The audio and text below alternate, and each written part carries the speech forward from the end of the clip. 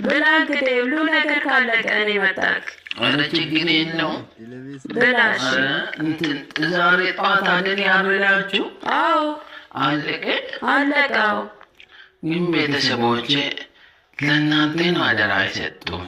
አዎ ይኸው ምን ክሌቶ ጠጣ አንተ ጠጣን ነው አሚሶ ደወለ ኧረ ደወለ ማንሳለታ አሚሶ እንዴት ነህ?